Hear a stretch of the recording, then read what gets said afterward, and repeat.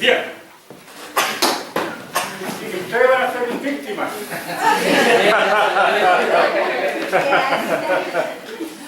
¿Víctimas? Va a correr harta sangre entonces. Bueno, aquí hay algunos que me conocen del año pasado, así que ellos saben que lo que yo digo es en serio. Sale para la risa, pero en todo caso es en serio, ¿cierto? Amén. Así es. Bien, ustedes hoy día, específicamente ahora, van a ver o van a experimentar un ramo que es muy distinto a todos los que generalmente se tiene en un instituto de teología, que generalmente es para estudiar, ¿no es cierto?, la Biblia desde distintas perspectivas. Aquí ustedes van a entrar en un ramo de historia. ¿Ya? Es como volver nuevamente al colegio, al liceo, a la universidad, cuando en algún momento ustedes tuvieran algún ramo de historia universal, historia de Chile, ¿no es cierto?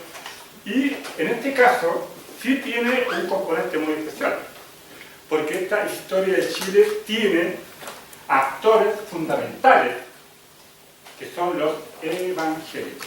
Cosa, en el colegio, en la universidad, prácticamente muy poco se dice o se toca. Por distintos motivos.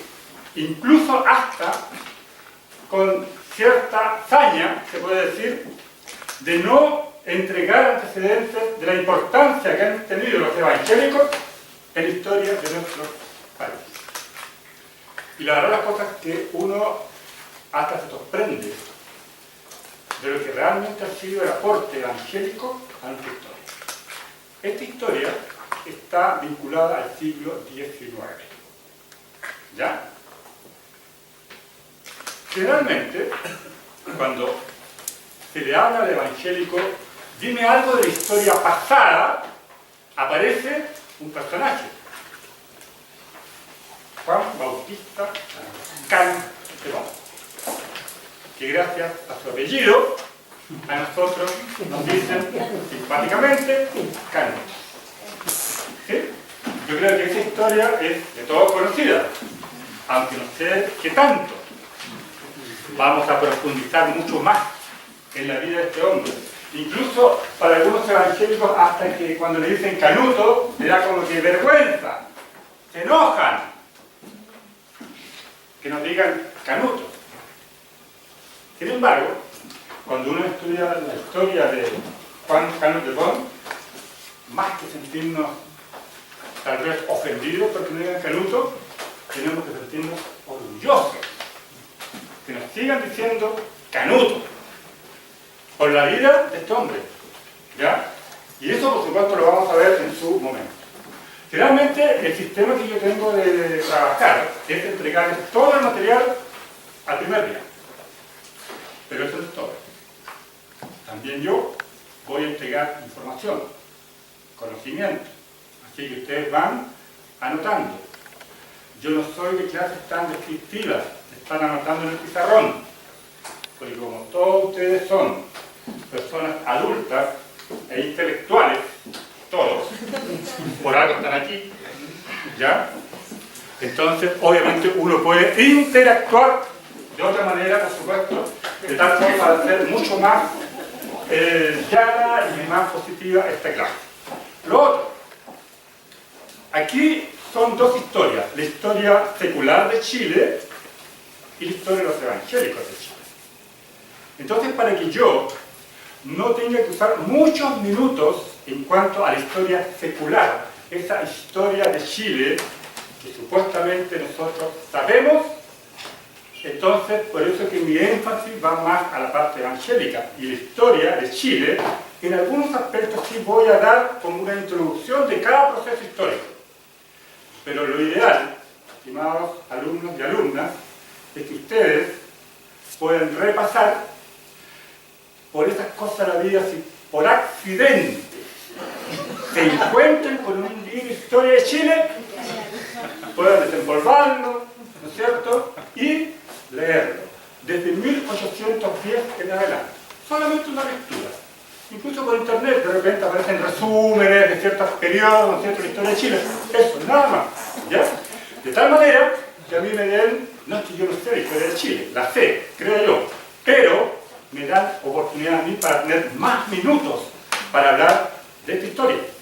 Es la historia que realmente nos interesa, la historia de los evangélicos en Chile del siglo XIX. ¿Ya? Así que esa va a ser ya una primera tarea para que ustedes entonces vuelvan a repasar un poquito esta historia de Chile y posteriormente así podemos hacer un intercambio de opiniones. Si hay alguna duda, me la preguntan, pero lo importante es abarcarnos específicamente a esta historia de los evangélicos en Chile. Si yo te hago una pregunta a ti, aparte de Carlos de Bonn, ¿qué más sabes de la historia de los evangélicos en el siglo XIX? Aparte de Carlos de Bonn. ¿Algo más? ¿Algún otro antecedente? Ya. Pasa palabra. Que los padres de la patria fueron influenciados y también trabajaron, como por ejemplo con Diego Thompson, con Robert Provenzel, y partieron, por ejemplo, la educación primaria partió a través de usar la Biblia como libro de estudio y además que estas personas tuvieron gran influencia también en quienes gobernaban el país en ese momento. Correcto. Dijo todo usted. Aprobaste. No hay más que... ¿Algo más? Pero que todo dijo ya. Está bien, está bien. No sé, pero sí recuerdo haber leído un gran avivamiento que hubo en Valparaíso de la Iglesia Metodista Pentecostal. Ah, ya. Eso. Y Ya. que la Gabriela Mistral fue también, como maestra, enseñó de la Biblia. Ah, correcto. Ya. Sí. Esas cositas. En todo caso, eso está más vinculado al siglo XX, pero tiene también su ramificación aquí en el siglo XIX. Correcto. Ya. A ver, ahora, ¿quién más le podría yo preguntar? Porque solito levante el dedito nomás y dice, yo sé la historia de los evangélicos en Chile. ¿Quién más? ¿Tiene algún otro antecedente? Aparte de don Juan Carlos de Bonn y ya lo que dijo él con respecto al tema de la influencia que tuvieron algunos evangélicos en los procesos de la patria. Cosa que es algo que no es así de azar, no es una casualidad. De hecho, tanto José Manuel Miguel Carrera como Leonardo Higgins tuvieron una educación reformada. Correcto. Y creo que los primeros que llegaron acá fue el movimiento metodista episcopal, me parece. ¿Ya? Dentro, aparte de las congregaciones católicas que igual llegaron. Correcto. Me parece que fueron como 6 que llegaron. Sí, correcto. Ajá. Ya. Eso también lo vamos a ir viendo dentro del transcurso del siglo XIX. ¿Por qué yo hablo del siglo XIX y no del siglo XVIII y XVII? Porque las primeras manifestaciones de evangélicos protestantes justamente llegan en el siglo XIX, específicamente durante la independencia nacional. ¿Ya? Y ahí vamos a ver el por qué, no antes ni después. La historia, estimados alumnos y alumnas, no es una casualidad en la historia cristiana. No es una casualidad, es una causalidad histórica. ¿Ya? Y yo quiero que ahí ustedes ya empiecen a hacer esa diferencia. Muchas veces uno dice, mira la casualidad de lo que me pasó hoy día. Pero en el cristiano siempre tenemos causalidades. Hay una causa en el por qué suceden ciertas situaciones. En la historia también pasa exactamente lo mismo. Hay una causalidad. El hecho que hayan llegado estos personajes que ya ustedes han escuchado es también una causalidad. No vivieron porque sí nomás. Y lo otro, que es pero fundamental cuando uno inicia una clase de historia cristiana, es decir, y es pero tal vez la máxima que todos tenemos quienes hacemos este tipo de clases, es señalar que Dios es el Señor de la historia. ¿Ya? Dios es el Señor de la historia. Todo lo que nosotros vamos a ver, analizar, comentar, es porque hay un motivo, hay un propósito de Dios de haber evangelizado este país a través de hombres y mujeres. Entonces, hay una causalidad, no una casualidad, y siempre teniendo a Dios como el Señor de la historia. Cuando yo hablo que Dios es el Señor de la historia, por ejemplo, ¿cómo tú me podrías definir ese concepto? Si es que estás de acuerdo también, porque puede ser que no estés de acuerdo, también por supuesto puede ser una opinión muy válida. Pero cuando yo te digo a ti que Dios es el Señor de la historia, ¿cómo tú me podrías explicar? ¿Yo? ¿Sí?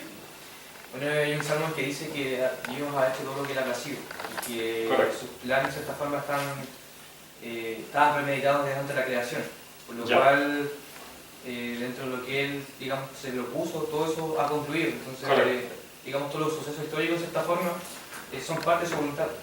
Ya. Yo encuentro eso también, o sea, para llegar, por ejemplo, en los comentarios que se hacen con la llegada de Jesús al Imperio Romano, que es como que si toda civilización se hubiese unido para recibir un Mesías, entonces Correcto. es como que Dios en cierta forma maneja esto, ¿cierto? De forma providencial para realizar su voluntad. Ya, correcto. ¿Alguna otra opinión más? Que es muy importante porque es como algo que es una verdad absoluta para todos quienes creemos en Dios y también propagamos su palabra. ¿Sí? Bien, ahora lo que ustedes tienen ahí es un índice para hacer 7 unidades sistémicas. Ya, si alguien me pregunte sistémica, se lo voy a decir. ¿Ya? ¿Por qué unidad sistémica?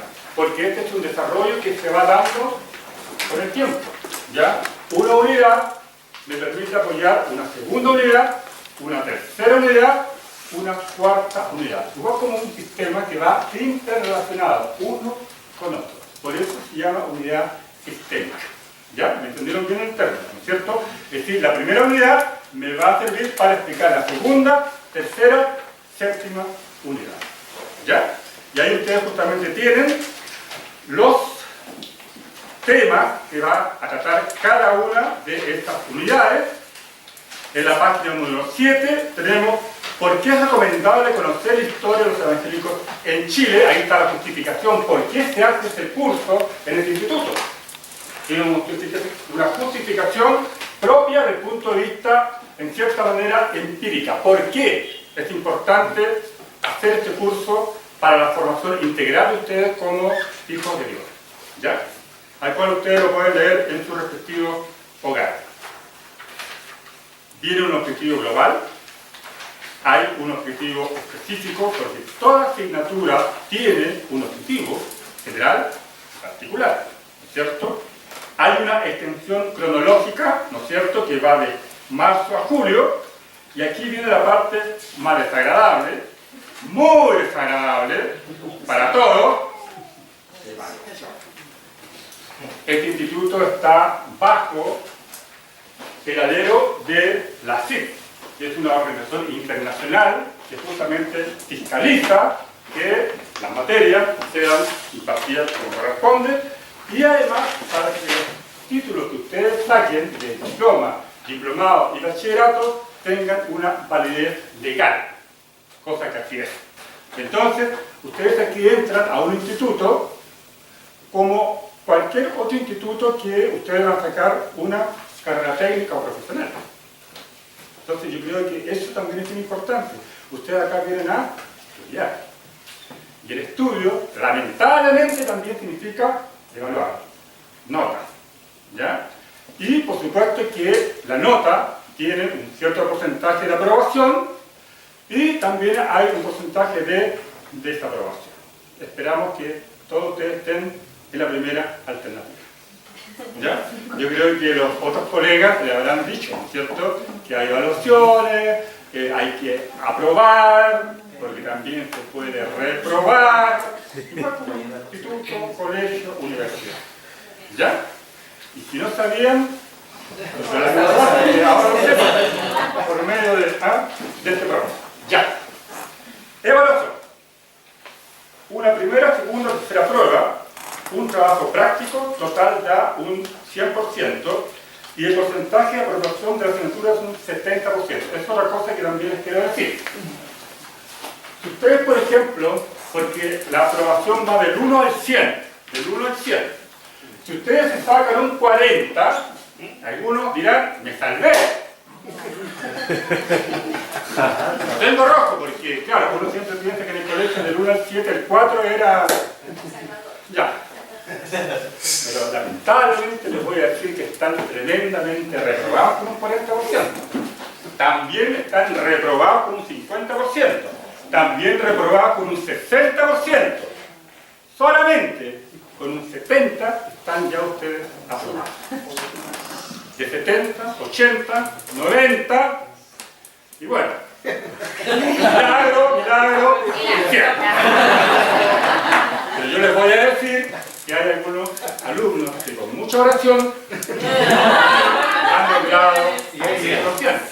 Sí, para que ustedes vean de que sí, se puede, el 100%. ¿Ya? Entonces, con un 70 se aprueba. Cuando ustedes tengan el 70 para arriba, pueden decir, tal vez, si tienen un 69 para abajo, ya. Continuamos. Aquí hay un examen evaluativo que se puede hacer solamente de manera verbal o oral, pero en este caso lo voy a hacer un poquito más simple porque este año hay más alumnos. Antes nos tocaban cursos más pequeños, entonces podríamos también tener una prueba de evaluación, que en todo caso no es nota, así que no se preocupen por eso. Y aquí hay 3 preguntas, pero que la tercera pregunta sí que para mí es tremendamente importante y ahí está el trabajo práctico. Ahí está el trabajo práctico en la tercera pregunta. ¿Alguien me la puede leer en voz alta, con fuerza, con personalidad propia de nuestra idiosincrasia de chileno? ¿Quién me puede leer la tercera pregunta? ¿Qué conocimientos tiene de los orígenes históricos de la iglesia en donde se congrega? Muchas gracias. ¿Qué tal? ¿Qué les parece esta pregunta? ¿Qué pasa? A propósito de que muchas veces ni siquiera, de repente, no en todos los casos, pero algunas veces ni siquiera conocemos la historia de nuestra propia iglesia. ¿Sí? Porque todos nosotros pertenecemos a distintas iglesias. Esto también es lo maravilloso de este instituto, de tener hermanos y hermanas de distintas congregaciones. Yo no les voy a preguntar de qué iglesia vienen. Sí sé que son hermanos de la fe. Eso sí. ¿Ya? Pero, sin embargo, cada uno tiene o se congrega en alguna iglesia. Y de repente nos vamos a encontrar con la sorpresa que no saben el origen de su congregación o su corporación. Entonces, el ejercicio práctico, no más allá de 5 o 6 hojitas, es que ustedes aquí se convierten en investigadores, en historiadores, y van a empezar a preguntarle a su pastor, si es que se puede, o indagar en alguna documentación de las iglesias. Generalmente siempre las iglesias tienen documentación, ¿no es cierto? O en algún momento preguntarle a el hermano o la hermana más anciana de la iglesia, que siempre hay, y les puede entregar algún tipo de información con respecto a cómo se originó lo posible su iglesia. ¿Me entienden la idea? Esto obviamente es un trabajo práctico que ustedes tienen que tener un mínimo de 5 páginas, ¿no es cierto?, tamaño carta, y se entrega el día sábado 15 de junio del año 2019. ¿Sí? Este año. ¿Ya? 2019. Sábado 15 de junio del año 2019, mínimo 5 páginas, ¿no es cierto?, máximo 6, ¿ya? Pero mínimo 5. En donde ustedes, por ejemplo, van a colocar en este trabajo cuáles fueron los orígenes históricos de su iglesia. No creo que sea un ejercicio muy difícil. Hay dos, perdón, profesor, hay dos cuando usted habla de nuestra iglesia, está hablando La cómo iglesia llegó, que usted cita. sí, la iglesia que yo cita, pero cómo llegó a Chile. No, ¿cómo llegó, por ejemplo, a tu ciudad?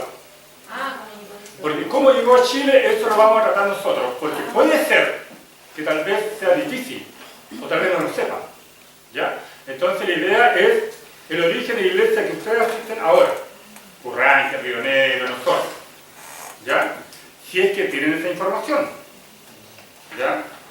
Y es que aquí está un poco lo interesante de este ejercicio. Ustedes tienen que indagar un poco, preguntar, ir a la documentación de la iglesia o preguntarle a un hermano o a una hermana, que sea, digamos, están con más años, que le puedan entregar algún tipo de información. Ahora, si no llegan a pesquisar el día y la hora, un poco menos que llegó tal iglesia a la ciudad de Osorno, Curranque, Frutillar, no se compliquen por eso, pero sí por lo menos un acercamiento, ¿ya? De tal manera que entonces ustedes, a través de este trabajo, ustedes también puedan saber, ¿no es cierto?, cómo llegó mi iglesia a la ciudad donde yo la estoy justamente visitando, o cómo obviamente se fue desarrollando esta iglesia a través, ¿no es cierto?, del tiempo. Por ejemplo, si mi iglesia ha sido misionera, tiene algunas misiones, tiene trabajos en la comunidad, justamente como ahí bien dice algunas de las pautas que se le da entonces al alumno para que pueda en este caso averiguar. Es por eso que yo doy bastante tiempo, vamos a estar hasta junio, ¿ya? Con la posibilidad de que ustedes puedan entonces averiguar y hacen un escrito de mínimo 5 páginas y ahí ustedes van colocando los antecedentes históricos de la iglesia al cual yo asisto. Es un ejercicio que no es muy común hacerlo. Incluso hay algunos cursos anteriores que alumnos me han dicho que al final, gracias a eso, han logrado saber el origen de la iglesia al cual ellos asisten, incluso hasta el punto de vista doctrinal. Entonces, averigüen hasta lo que puedan nomás, ¿ya? No más allá. Puede ser que haya también algunas situaciones un poco complejas, porque si tienen esa complejidad, en forma personal me lo avisan, ¿ya? Porque hay algunas iglesias que por esas cosas de la vida, de repente han tenido problemas, divisiones, algunas veces la documentación se ha perdido, entre comillas, no hay nada, ¿entienden? Entonces, claro, ahí ya tenemos un problema, pero en todo caso igual podría yo hablar de la iglesia actual, cómo se estructura, ¿no es cierto?, si es episcopal, congregacional o a nivel de presbiterio, cuáles son las acciones que está haciendo mi iglesia desde el punto de vista misionero, de evangelismo. Si tienen problemas con el tema del origen de sus iglesias, entonces pueden hablar de lo que están haciendo ahora, ¿ya? Entonces es un ejercicio muy práctico y muy productivo también, porque así también ustedes van conociendo más los aspectos de fortaleza, incluso hasta ustedes mismos pueden colocar fortalezas y debilidades de mi congregación. ¿Ya? ¿Sí? ¿Estamos claros? Así que ese es el ejercicio y la pauta está ahí en el apunte que yo les pasé. Entonces también al final ustedes pueden colocar mis fortalezas y mis debilidades que yo veo de mi congregación. Porque algunas veces, por supuesto, hay cosas que hay que mejorar, pero para eso también tiene que haber algo que lleve a una evaluación, a un análisis, para poder entonces llegar a tener un trabajo más mancomunado dentro de nuestras congregaciones cristianas, teniendo en cuenta que nuestro objetivo final es el mensaje de Cristo centro. ¿Ya? Dudas, comentarios, quejas que tengan con respecto a este trabajo me lo pueden ir preguntando en el transcurso de las próximas clases. ¿Ya? Esto va a ser con nota, ¿ya? Porque ahí aparece un trabajo práctico y 3 pruebas, ¿ya? Ahora, como esto es algo sistémico, una prueba yo se las voy a enviar a sus hogares, lo van a hacer en sus casas, ¿ya? Y 2 pruebas pensadas, ¿ya? ¿Estamos? Una prueba que va a ser una prueba más de reflexión, más de análisis, más de comentario, esa a la casa. Y las otras dos pruebas aquí en sala. ¿Ya? Eso es con respecto a la parte de la evaluación y las calificaciones. ¿Alguna duda, comentario, queja, análisis, inductivo, deductivo? Aquí dice examen evaluativo. El número 3, con el trabajo práctico. Sí, exactamente lo mismo. La pregunta 3 está vinculada a este trabajo práctico que yo le estoy diciendo. ¿Alguna duda, comentario, queja, reclamo, sugerencia, observación?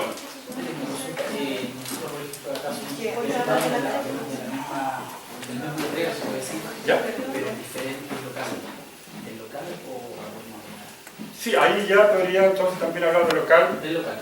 Diferente al otro local del otro hermano que está en la misma iglesia. Correcto. ¿Sí?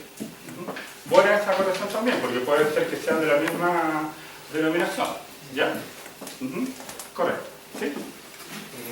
Entonces la evaluación son vía porcentaje. No. Claro. Correcto. Ni pasa porcentaje. Por supuesto. Sí. No, una transformación de nota a porcentaje. Se coloca la nota y después se saca el porcentaje final, que tiene que darte el 70 para aprobar, o si no, es otra historia. Estoy un poco perdida en este examen evaluativo y el trabajo práctico. Sí, la pregunta 3 está vinculada a... Y estas dos son preguntas libres que yo voy a hacer ahora. ¿Pero hay que dar respuesta dentro del mismo trabajo? No, solamente la pregunta 3. La pregunta 3. A ver, la pregunta 3 es la que me da a mí la base para el trabajo práctico. Las dos preguntas que están antes son preguntas que yo hago ahora, más bien para hacer una evaluación oral, más bien con respecto al conocimiento que ustedes tienen de la historia de Chile y de los evangélicos específicamente. Pero la pregunta 3 es justamente la que da la base para hacer, ¿no es cierto?, mi trabajo práctico. ¿Ya? Correcto. Bien. Cualquier duda, ustedes obviamente que me la consulten. Bien. El hecho de que nosotros no sepamos mucha historia de nuestra misma iglesia evangélica protestante se debe porque no siempre ha habido una preocupación a nivel pastoral, a nivel de nuestros líderes, a nivel justamente de quienes de una u otra manera deberían entregarnos algún tipo de información. Muchas veces por desconocimiento, porque no hay mucho libro escrito sobre los evangélicos en el siglo XIX. La historia es una historia muy parcial, porque los principales historiadores del siglo XIX eran católicos romanos, ateos o agnósticos. Entonces, poco y nada le interesaba justamente escribir historia donde aparecía algún personaje evangélico, que en ese tiempo les llamaban herejes. Entonces, por eso es que no llama la atención mayormente que no tengamos mucha información.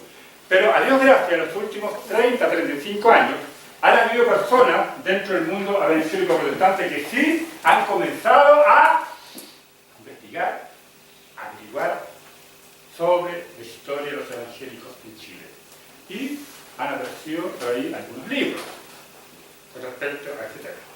Entonces, vemos que ya hay un interés por conocer esta identidad evangélica, porque nosotros obviamente somos parte de una iglesia universal. Sin embargo, nosotros como evangélicos protestantes tenemos algunas consideraciones distintas a los hermanos peruanos, bolivianos, argentinos y uruguayos. Aunque todos creemos en el mismo Dios, pero tenemos algunas diferencias.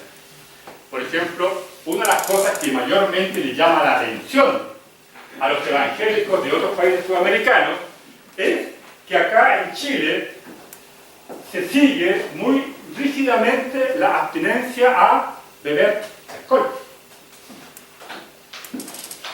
Y es una característica de los canutitos chilenos. Bueno, antes, no sé si ahora. Porque cuando uno empieza a preguntar, aparece una variedad de tragos y de bebidas espirituosas. Ya. Podemos hacer una encuesta aquí también, ¿eh? Nos vamos a encontrar con altos obstáculos, ¿ya? Pero el hecho que el mundo evangélico trata de abstenerse justamente de las bebidas alcohólicas, no es tan así, por ejemplo, en Argentina, en Uruguay, en Perú, en Bolivia, donde es normal ver a los evangélicos consumiendo moderadamente, por supuesto, alcohol. Esta es una característica del evangélico chileno. ¿Pero por qué? Algunos, para la Biblia, ¿no es cierto?, para tratar de encontrar una respuesta a ello. Sin embargo, aunque hay algo de la Biblia, sin embargo, el hecho de que el pueblo evangélico se haya caracterizado por esta abstinencia a beber alcohol es por un tema sociológico, un tema del punto de vista histórico de Chile. No tanto que la Biblia nos niegue o no tomar, es un tema histórico. Y por eso que yo ya quiero ya entrar en mente que es muy importante, aparte de la lectura de la Biblia, que es lo fundamental, la reflexión, el conocimiento y la parte práctica de la Biblia, también nosotros tenemos que conocer un poco nuestro entorno circundante para entender al pueblo judío.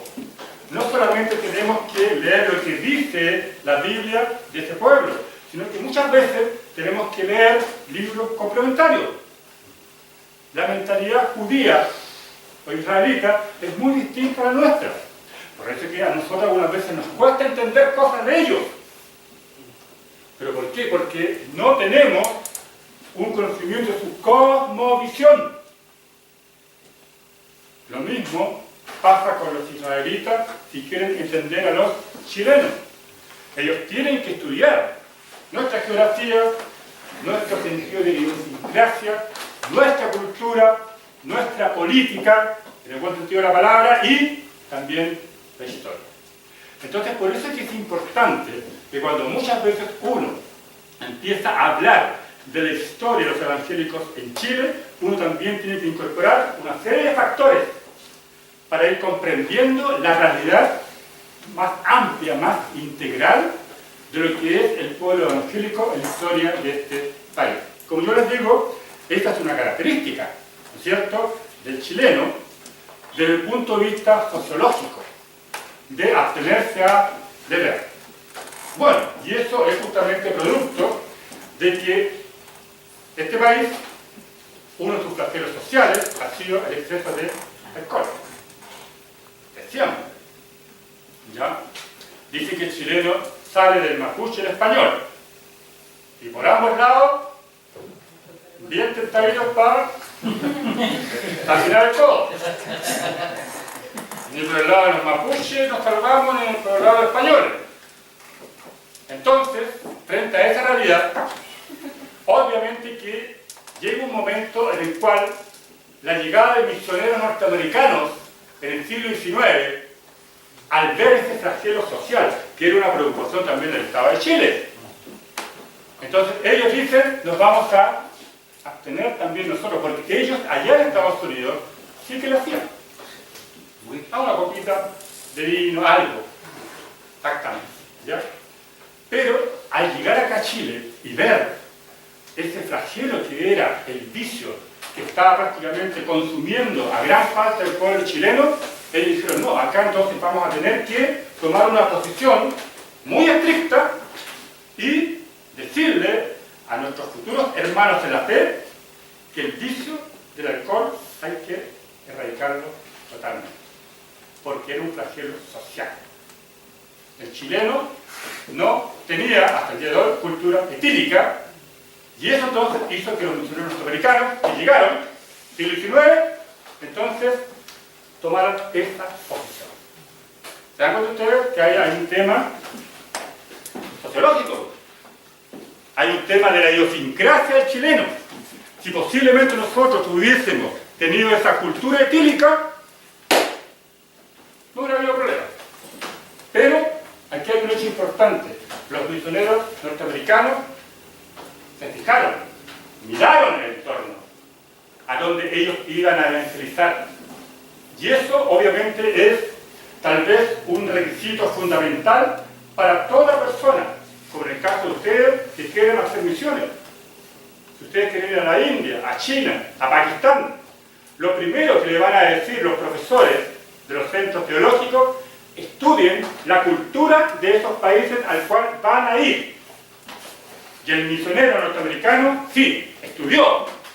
Y al estudiar se dieron cuenta que había ese problema, esa debilidad. Y por eso entonces que ellos entregaron este mensaje de abstinencia total.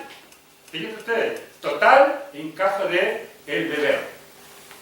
En el caso de Argentina no hubo mayores problemas, pero en el caso de Chile sí. ¿Ya? Entonces ahí ya tenemos un factor histórico para entender por qué, obviamente muchas veces nos molestan en el sentido de que nosotros no bebemos. Ahora, ya voy paulatinamente entrando un poco en lo que va a ser el inicio de este curso, porque yo ya les nombré unos misioneros, porque la palabra de Dios vino de afuera, del extranjero, de allá vino, específicamente de Estados Unidos y posteriormente de Europa, Escocia, Inglaterra. ¿Ya? Y con el tiempo vamos a ir viendo cómo paulatinamente va entrando esta presencia evangélica en nuestro país. ¿Ya? Ayer se conmemoró el Día Internacional de la Mujer. ¿Sí? 8 de marzo. Si uno le pregunta a una persona: oye, pero verdaderamente, ¿qué es lo que se está celebrando el día 8 de marzo? Todos dicen el Día Internacional de la Mujer, pero ¿hay alguna causal histórica para celebrar esta fecha? Falleció en una empresa de textil, falleció una gran cantidad de mujeres. Muy bien, exactamente. No, esa es otra. Sí, eso fue en 1909. Sí. Pero en todo caso también eso va a provocar también toda una situación de manifestación ciudadana. Sí, lo que pasa es que lo que está haciendo digamos, el compañero acá es el siguiente, que el 8 de marzo de 1875 ya van a morir acribilladas 120 mujeres de Nueva York. 1875. ¿Ya? Mueren acribilladas. Porque ellas querían que les suban el sueldo. ¿Ya? En Nueva York. Murieron esas mujeres, ya acribilladas por la policía, y eso va a crear y va a despertar un sentimiento de repudio en contra del gobierno norteamericano de la época, y posteriormente a eso, las mujeres obviamente comienzan a organizarse. En 1909, y ahí engancho con lo que usted dice, hubo un incendio en una industria también en Estados Unidos. El patrón, según él, decía que le estaban robando. Entonces, las mujeres que trabajaban en esa empresa, en esa industria, le dejaron todas las puertas cerradas. Y cuando terminaba la hora del trabajo, ahí él abría la puerta y empezaba a revisar a cada una de las mujeres, a ver si se llevaba algo a sus casas, según él. Y claro, se dio la situación que cerró todas las puertas y hubo un cortocircuito y la empresa se empezó a quemar. Y como las puertas estaban cerradas, no alcanzaron a abrir, muchas mujeres murieron quemadas. Eso fue en 1909. Y en 1909 fue el hecho, o la gota que derramó el vaso, hizo que ese mismo año empezaran a formarse los primeros sindicatos de mujeres. Se empezaron a organizar dentro de las empresas como sindicatos para reclamar, obviamente, y exigir, por supuesto, mejoras a su nivel laboral. Pero un poquito más atrás, en 1875, aparece esa situación que va a provocar también un sentimiento de movimiento femenino en Estados Unidos. Pero a lo que yo quiero llegar es lo siguiente. ¿Cómo enganchamos con el tema evangélico? El movimiento feminista no nace específicamente tanto en 1875 y 1909. Este movimiento nace en 1842. 1842. Yo les voy a nombrar a doña Elizabeth Stanton. ¿Han escuchado ustedes? Elizabeth Stanton. Tal cual como se pronuncia, se escribe. Y Stanton. Quizás el profesor, una consulta. Y la otra mujer.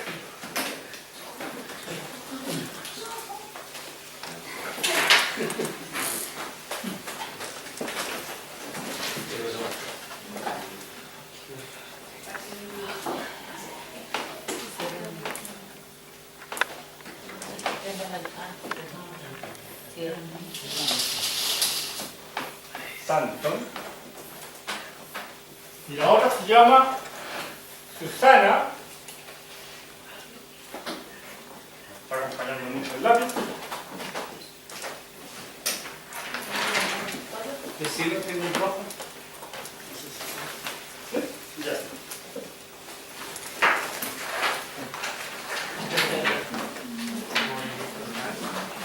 Ya, gracias. Tener un punto base. Se ve el porcentaje. No, Y esto quiere tener un punto menos. ¿No es cierto, Ya. Va a tener un punto menos. Ya. A ver. Estamos bien. Elizabeth Stanton. ¿Ya?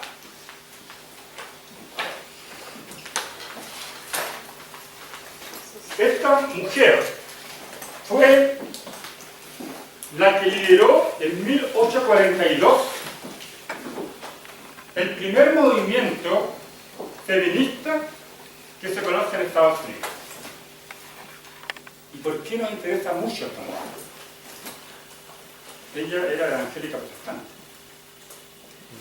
de la iglesia congregacionalista, mujer cristiana, igual como tú y todas las damas aquí presentes. Ella era presidente de una unión femenil, que son generalmente las organizaciones que tienen las mujeres, ¿no es cierto?, o dorcas, como también se les llama, dentro de las iglesias. Y ella tenía mucha conciencia y sensibilidad social, y veía que la mujer estaba siendo explotada, que no tenía los mismos derechos que los hombres. Y ella, basándose en principios bíblicos, ¿ya? Interesante. No fue una cosa así nomás. En principios bíblicos, comienza entonces a crear una conciencia entre las mujeres evangélicas protestantes. Y ellas fueron las primeras que comienzan entonces a exigir derechos laborales justos y también desde el punto de vista económico. Este movimiento después empieza a expandir al mundo secular. Primero empiezan las iglesias y después al mundo secular. Y ahí aparece... ¿sí? Adelante nomás.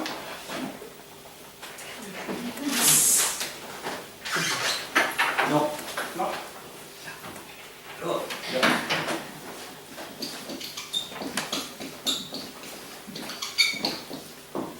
Doña Susan Anthony, también una mujer evangélica protestante, y ella tenía muchos contactos con organizaciones seculares. Entonces fue ella quien convenció a la hermana Stanton para que este movimiento comenzara a tener influencia también en el mundo secular, no solamente se crearan las iglesias. Y estas dos mujeres comienzan entonces a trabajar un movimiento femenil, que era así el nombre, femenil, y empieza entonces a crear conciencia a nivel del gobierno central de Estados Unidos. Recordemos mujeres, los hombres evangélicos protestantes en Estados Unidos, en ese tiempo eran influyentes, estamos hablando de Estados Unidos, cuna de los evangélicos protestantes, ¿ya? Así que cuando las iglesias evangélicas decían algo, los gobiernos echaban. Muy distinto acá, ¿cierto? Muy distinto aquí en Chile. Allá, echaban. Entonces, estas dos mujeres comienzan entonces a fortalecer este movimiento femenil, que después pasa a ser un movimiento feminista. ¿Cuándo? Cuando empiezan ya a vincularse temas políticos partidistas. ¿Entiendes la idea? Por eso que ahora este movimiento se llama movimiento feminista, porque también hay intereses, para bien o para mal, pero hay intereses creados políticamente y partidistas, desde el punto de vista partidista dentro de este movimiento. Pero ellas iniciaron un movimiento bíblico, puramente bíblico. Yo me pregunto, ¿cuántos de estas mujeres que con pleno derecho ayer desfilaban en Chile saben esta historia? Ninguna. Perdón, cuando Hicieron usted, varias preguntas y no contestaron, no sabían nada. perdón, cuando usted habló de Tanto. usted dijo que ella se guió bíblicamente, Claro. pero usted no nos menciona. Ah, bueno, a ver, ahí Por favor. tendría que estar ya especificada también. A ver, en términos generales, porque lo que yo Perdón, si no, estoy aprovechando un poco lo que pasó ayer, para que ustedes se den cuenta cómo hay evangélicos y evangélicas que sí se han involucrado en muchos procesos históricos, y ni siquiera nosotros sabemos. A ver, en términos así generales, para responder a usted, Jesús llega acá, 3 años de ministerio, y si usted se da cuenta, los principales momentos, los más importantes momentos, ¿quiénes estaban al lado de él? Las mujeres. Correcto. De eso hablaba Stanton y Anthony, en el sentido de que ellas veían cómo Jesucristo había reivindicado a la mujer, le había dado también una posición importante. Y no lo digo yo para hacerme como el simpático con las damas que hay aquí y me empiezan a aplaudir. No, la Biblia lo dice. Jesús obviamente le dio importancia a la mujer. Y en el Nuevo Testamento, ahí tenemos varios libros donde se relatan hechos importantes. La mujer samaritana, incluso hasta prostituta. ¿Sí? Entonces, frente a esos ejemplos básicos que tenemos en la Biblia, estas dos mujeres se inspiraron para comenzar entonces a crear este movimiento femenil, que ahora es el movimiento que nosotros bien conocemos. Pero con el tiempo, lamentablemente, en cierta manera, las mujeres cristianas se retiraron y ahora ya es un movimiento secular con intereses bastante alejados de la Biblia. Es cosa de ver de su territorio. Ya hay ciertas cosas que están en contra de la Biblia. Se dan cuenta cómo un movimiento cristiano después comienza a ser utilizado para llegar a nuestros días. Sin desconocer que, por supuesto, hay sí ciertos derechos que la mujer necesita tener y que seguir ganando, pero hay otros que están bastante en contra de la Biblia. ¿Por qué? Porque muchas de las líderes de las últimas décadas son mujeres que no son piadosas, no son temerosas de Dios. No conocen la Biblia y menos van a conocer cuál fue el origen de este movimiento de mujeres. Entonces, a lo que yo les quiero decir es que aquí tenemos nuevamente un ejemplo de muchos que hasta nos puede sorprender que muchas de las demandas de los trabajadores, de los estudiantes, de los universitarios, tienen un componente histórico y que nacen muchas veces de hermanos y hermanas evangélicos. ¿Ya? Entonces, por eso, que muchas veces preocupa que nosotros, como evangélicos protestantes, no sepamos nuestra propia historia. Muchas veces nos dejan callados, no tenemos respuesta, porque no sabemos. Entonces, por eso es que el compromiso de este curso es que ustedes prácticamente de pe a pa sepan hechos importantes de la historia de los evangélicos en Chile del siglo XIX y cómo esta historia se vuelve a repetir. Porque lo que nosotros vamos a ver en historia de los evangélicos en Chile, ustedes lo pueden extrapolar con lo que pasa con los evangélicos hoy día. Y se van a dar cuenta que solamente cambian los nombres, pero las situaciones, los hechos, las fortalezas, las debilidades son exactamente lo mismo. Entonces la historia de los evangélicos en Chile a nosotros nos sirve para aprender, para no volver a equivocarnos o cometer errores. Entonces, cuando ustedes empiezan a escuchar este proceso histórico, nombres, no me gustan mucho nombres y fechas, solamente va a hacer referencia. Lo que yo quiero que ustedes vayan viendo más los procesos, no tanto nombres y fechas, porque eso la memoria algunas veces falla, pero lo que no falla es cuando uno va trabajando procesos, causas, efectos, consecuencias. Eso es lo importante que yo quiero que ustedes, por favor, retengan. De tal manera que ustedes, en cualquier parte, ante cualquier persona, presidente de la República, ministro, lo que sea, ustedes se explayen y se convierten en un verdadero. Gracias por eso. Por lo menos hubo una amén. Estaba preocupando porque hubo una amén. Y por lo menos me puedo ir tranquilo hoy día porque ya por lo menos gané una amén. Entonces, el tema está que la idea es que ustedes puedan manejarse bien en esos temas de historia, ¿ya? Y contestarle a mucha gente que ustedes ahí están encerraditos entre las cuatro paredes de un templo. ¿Qué han hecho ustedes para la historia de Chile? Mucho, demasiado, ¿ya?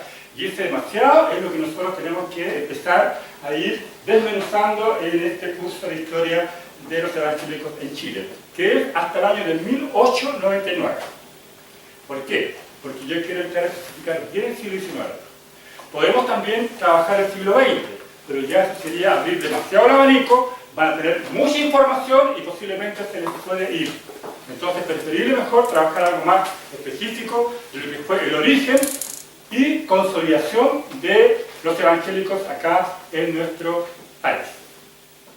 Bien, he hablado bastante. Preguntas, consultas, que no sean muy difíciles las preguntas para que yo las pueda responder. Creo que el hecho de conocer, por ejemplo, la historia de los evangélicos en Chile en el siglo XIX, si bien es cierto, usted dice que entrar al siglo XX sería como abrir demasiado el abanico, sin embargo nos deja una pauta para que nosotros en forma personal podamos tomar, porque existe muchos libros, mucha información respecto de lo que ya es el siglo XX, porque es un siglo ya que entra con otra visión, por lo tanto hay más, tenemos más información didáctica. Claro, en todo caso, desde el punto de vista metodológico, yo igual al final hablo de tendencias del siglo XX. Tendencias. ¿Cómo se fue dando? Por ejemplo, el movimiento pentecostal, que es fundamental. Y que dio también una identidad al pueblo evangélico en el siglo XX. Entonces, claro, de una u otra manera, adelante, señorita.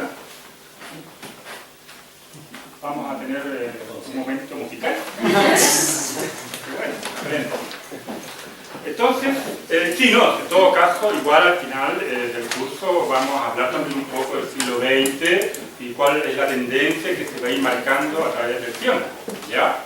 Recuerden que en 1925 hay un hecho fundamental, la separación de la Iglesia y el Estado, en 1925, así que eso también lo vamos a trabajar y evaluar, porque también es importante ver hasta qué punto realmente hubo separación de la Iglesia católica, apostólica, romana del Estado, porque siempre se habla, no, sí, claro, sí hubo una separación, en teoría, en la práctica, Pero manejan los libros igual. exactamente. Ahora cuando yo hablo de la Iglesia Católica, siempre digo Iglesia Católica Romana. Y los alumnos que tuve el año pasado saben por qué. Ya, voy a ver si tienen buena memoria y le voy a preguntar a algún alumno del año pasado, usted me dijo que no, ya. ¿Por qué tenemos que decir Iglesia Católica, Apostólica y Romana completita, o por último, Iglesia Católica Romana? Y no solamente decir, que es lo que acostumbra, la Iglesia Católica. Iglesia Católica Romana. Así que desde ahora en adelante queda estrictamente prohibido decir Iglesia Católica así nomás. Iglesia Católica Romana o Iglesia Católica Apostólica y Romana. ¿Quién me dice Iglesia Católica? Estamos mal. Vamos a empezar mal. ¿Pero por qué tenemos que decir Iglesia Católica Romana y no solamente Iglesia Católica seca? Mis queridos alumnos del año pasado, que aprobaron algunos con nota... ya. Aprobaron. Tengo entendido que, si no me equivoco, en el 2030 hubo una división de la iglesia. ¿Ya? La iglesia occidental y fue por un tema de credo. El credo fue Sí, adulterado. correcto. Se le agregó la palabra romana. Ya, correcto. Claro, y la iglesia oriental dijo, no, eso es herejía, y ahí nació la iglesia ortodoxa. Correcto, claro. Y por ende la iglesia católica quedó como iglesia católica apostólica romana. Exactamente, eso fue en el siglo IV, ¿no es cierto? Después de Cristo. Complementando lo que dijo su compañero acá, el tema está que, claro, cuando nosotros hablamos de iglesia católica, el concepto católico es decir iglesia universal. Católico es sinónimo de universal. Ya. Entonces la iglesia católica dice, nosotros somos la iglesia universal.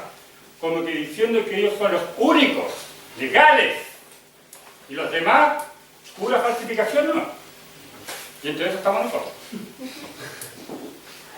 Sin embargo, la historia concreta y clara es que ellos son iglesia católica, sí, pero apostólica y... ¿Por qué? Porque ellos le obedecen a un papa que está en Roma. Esa es la gran diferencia también que marca nuestros principios evangélicos protestantes. Porque para nosotros, Jesucristo es a quien tenemos que obedecer, ¿no es cierto? Entonces, frente a eso, la Iglesia Católica Apostólica Romana es el nombre completo que hay que decirle, o Iglesia Católica Romana. Porque nosotros, y eso también se lo dije a los alumnos del año pasado, también somos católicos. Sí, pues. Así que si yo un día entro acá y les digo, muy buenos días hermanos católicos, ya, yo desde ahora en adelante lo voy a decir. Para que te acostumbres. Claro, pero nosotros también somos la Iglesia Universal, ¿o no? Por supuesto. Pero lo que no somos, romanos. Eso no. Eso obviamente es parte de la liturgia de esa iglesia, al cual tiene al Papa, obviamente, ahí, en Roma. Entonces, por eso que, de una manera, hay ciertos conceptos que también vamos a ir viendo. Por ejemplo, ¿qué pasa con esa diferencia entre evangélico y protestante? ¿Es lo mismo que? Porque también eso crea algún tipo de confusión. Algunos dicen, no, yo soy protestante. El otro, no, yo soy evangélico. Entonces, para el mundo secular, pareciera que fueran dos religiones distintas. Y la verdad es que ahí lo único que pasa es por un tema histórico, nada más. es decir, protestante. Esta iglesia luterana es una iglesia que se identifica como una iglesia protestante, porque nació en la Reforma Protestante del siglo XVI. Pero el concepto protestante, ¿ustedes saben dónde viene? Correcto, porque era un grupo de príncipes alemanes que protestaron al rey, ¿no es cierto?, alemán, porque no le estaba favoreciendo en algunos aspectos económicos. Entonces, como Martín Lutero sí lo escuchaba, y no el rey, entonces esos príncipes empezaron a apoyar a Martín Lutero. Antes, obviamente, ellos habían hecho esta protesta al rey germano. Entonces, de ahí la historia les llama como protestantes. Pero, obviamente que la palabra exacta, la que corresponde, es evangélico. ¿Por qué? Porque todo aquel que lee, reflexiona o coloca en práctica la Biblia, los evangelios, se llaman evangélicos. Por eso que nosotros nos llamamos evangélicos o cristianos. ¿Ya?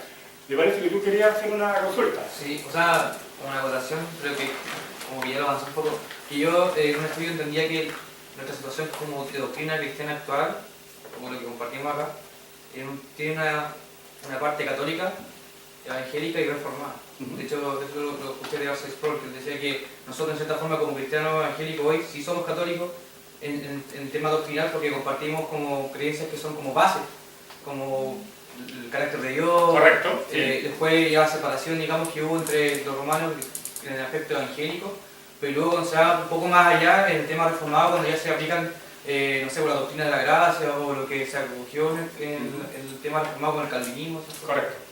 Claro. Y también, mira, va a haber una situación que va a provocar un quiebre total dentro de quienes llevaban la Biblia, como siempre su regla de fe y costumbre, es a través del Concilio de Trento, que en algún momento lo vamos a ver, y es ahí donde se crea lo que es la moderna Iglesia Católica Apostólica y Romana, en el Concilio de Trento. ¿Ya? Y ahí ya se produce una separación, porque en ese concilio donde estaban todos los cardenales, ellos dijeron que la Iglesia se rige por sus costumbres, sus tradiciones.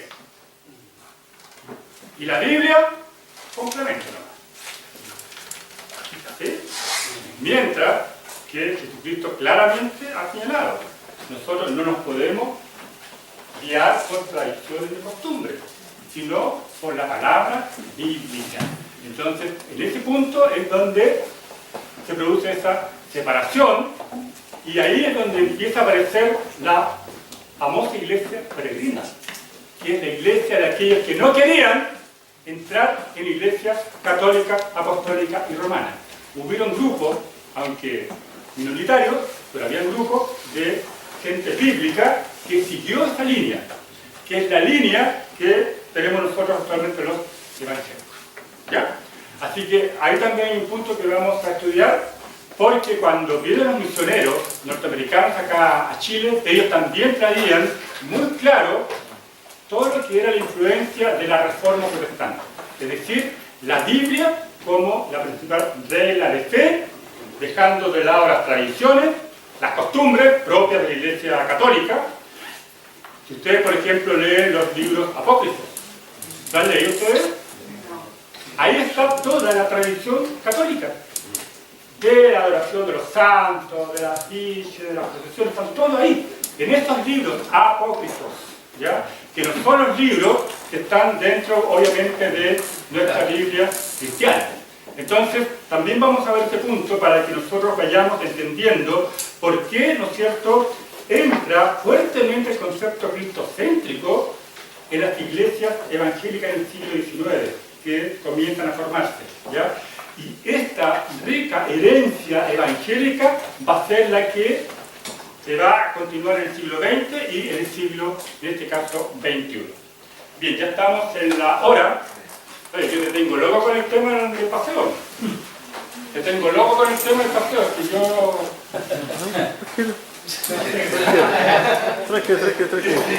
Tiene que estar moviendo continuamente la tendencia. Ya. Entonces nos vemos, Dios mediante, el próximo sábado. Por favor. De la unidad número 2, unidad sistémica, la influencia de la Iglesia Católica, Apostólica y Romana. Por favor, me leen. Es decir, toda la unidad.